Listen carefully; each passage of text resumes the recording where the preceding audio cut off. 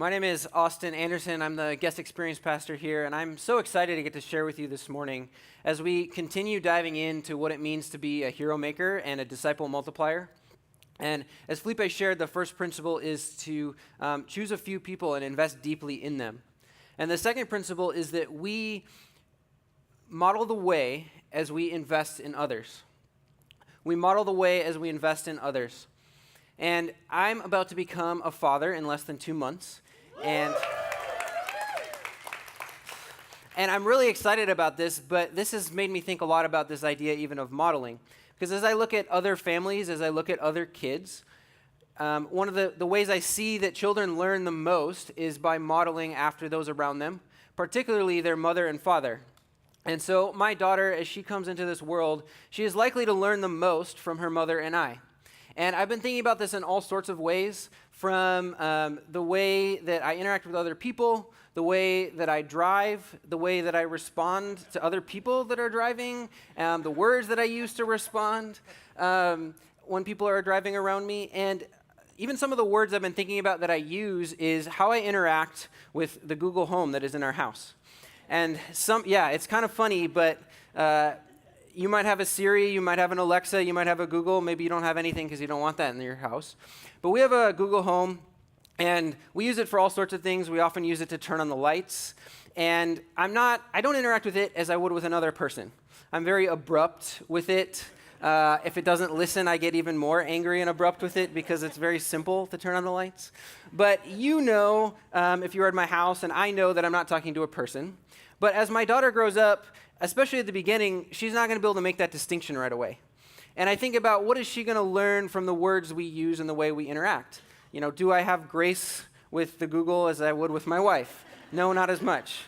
And it's funny now, but it's actually pretty practical because my wife and I have a few friends, and one of their son's first words was Google. And no joke, it was one of his first words. And when I think of my daughter, I don't want that to be one of her first words. I love Google, but that's not what I want her to start saying. And so I think about how am I going to model the way? And when I think about this, I really think about a verse that I came across a few years ago. It was a verse that I probably read past it many times. But a few years ago, I read it, and it was like God highlighted it for me. I don't know if that's ever happened to you, but it was like it was in big, bold letters. And the verse is found in 1 Corinthians 11, and it's Paul speaking to the church in Corinth. And this verse says, "And you should imitate me, just as I imitate Christ." And I read this, and I had to stop for a second. And part of what struck me was a question. Am I supposed to be able to say the same words that Paul said here? Should I be able to say to those around me, you know what, if you don't know the way forward, just look to me as I follow Jesus and you'll be fine. You'll be on the right path. And I thought, am I supposed to say this, or was this just for this guy that lived 2,000 years ago that was pretty remarkable? And I was struck as I prayed through it that God was calling me to step up to this because I feel like I needed to live and step up to something higher to live this out in my life. And this morning, I want to challenge a few of you here with that same thing. Are you able to step up to that call to model the way and invest in those around you? And I don't think that this is something that is a burden for us or that is meant to be a burden. As I continue to pray through it, as I thought about it more, I realized the call is not for us to be perfect, but it is a call for all of us. See, once we decide to follow Jesus Christ, we take on his name. We become a Christian, and we are named after him. And there are those around us that are going to look to us. And it doesn't really matter where we're at in life. There are people around us that are going to look forward to us. There are people behind us. If we just became a Christian, there are those that aren't a Christian yet. If we're a student, there's probably younger students or siblings. If we just got out of college and we're a young professional, there's probably some people in college looking to us. How do I live my life after college in Silicon Valley as a Christian? And if we're a parent, that's pretty easy for me to think of. There are people that aren't quite yet parents like me that are looking to you. How do I live and model my life? But as I came to this verse and really thought about it, what I thought of was, like I said, not a call that we have to be perfect. What I started to wrestle through and come to a peace about was we just need to be pursuing Jesus. And if we have this character trait in us, people can follow that, no matter where we are in our journey. If we are pursuing him with our life, there are people behind us that can look to us as we follow him, and they'll be on the right path. And that's something for all of us to have, something that all of us can pursue. And when I think about hero makers in my life, when I think of others, and when I think of what other people around me, I often share even with some of the couples that I talk with that are dating, and they wonder, is this a good thing or not? And I share with them something that I learned when I started dating my wife, and there was something different about that relationship than other relationships in the past. There was something about my wife that the more we spent time together, the closer I got to God. And I had been in other relationships where the more time we spent together, the further away from God I went. And I often share with couples when they're discerning, is this a good and a healthy thing, that this isn't the end-all, be-all, but one of the most important characteristics of a relationship is this other person drawing you closer to Jesus? And I think that's the idea behind this verse. Are we drawing people as they look to us closer to Jesus or further away? And if we're leading them closer to Jesus, we're on the right track. And when I think of some hero makers in my life, I actually think of Ashley and Adam, and they're a couple that we met when we moved to San Jose a few years ago. And one of the great things about them is we just get to live and do life together. And often we'll just go over to their house, have dinner with their family, maybe play a game afterwards, and just hang out together.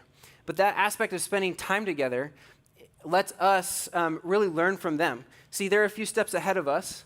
They have 4 kids. And as I think about becoming a father, I think somebody with 4 kids is probably a pretty good family to learn from. They probably figured out with the first or second kid, or for sure by the 4th, a few of the things to do and not do with their kids. And so as we go and have dinner, there's nothing remarkable about it, but my wife and I get a chance to watch them model for us what it means to be a parent, what it means to respond with love and grace to their children, what it means to lead the way towards Jesus in their family. And not only do we get to watch them model the way, we get to ask specific questions, and we get to hear from them about what it means to be a parent right now, what it means for me to support a wife who's pregnant, and we get to learn as they give specific instruction and guidance to us. And this idea of giving specific instruction and guidance was something that Jesus did often in his ministry as well. And so the third principle this morning is that we are to give specific instruction and guidance to others as we are there, raise them up as heroes. And when I think of Jesus, he often, with the crowds and with the disciples, there was 2 things he often shared with them.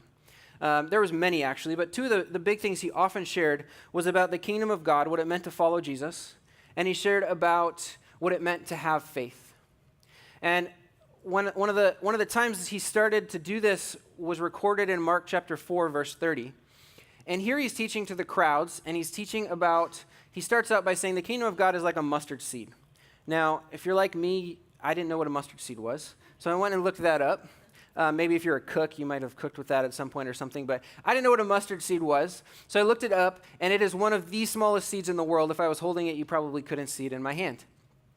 But it grows into, I had to look this up too, one of the biggest trees in the world. It looks like what you would think a 4th grader thinks a tree looks like. It's just huge and bushy. And this little tiny seed grows into one of the biggest trees in the world. And Jesus said, this is what the kingdom of God is like. And he taught this to the crowds, and then he pulled the disciples aside, and he gave them more specific instruction and guidance. He gave them instruction and guidance on what the kingdom of God was like, and he told them what it was like to have faith. And then he was done teaching them, and the crowd was there, and they got in a boat to cross the Sea of Galilee, which is where they were at. So they got in this boat and started rowing in the boat, the disciples. And Jesus, maybe tired from just preaching to the crowds and teaching his disciples, takes a nap in the boat as they're rowing across. And this is fine and normal until this big storm brews up around them. And the disciples get really afraid because the wind and the waves are crashing around them. And it says that they were terrified. And for us, if they were terrified, we know that this was a pretty bad storm because multiple of these disciples grew up as fishermen on this very lake. So they knew what it was like, what a safe storm and what a not safe storm was like. And they're terrified. And so they run over to Jesus and wake him up and are out of their minds with him of, you're going to let us die here. Why are you sleeping through this? Help us, get the water out of the boat here. And Jesus wakes up and calmly, with 3 words, says, "Peace, be still." And the wind dies and the waves die and there's calm. And Jesus says to his disciples, you just had to have a little faith. He gives them specific instruction and guidance again and continues to model for them in his actions and with his words, invest in them, what it means to have faith in all circumstances. If you had a little faith, you could have done what I just did. And this is a pattern that repeats through their lives and through the ministry of Jesus. He shares with them again a little bit later.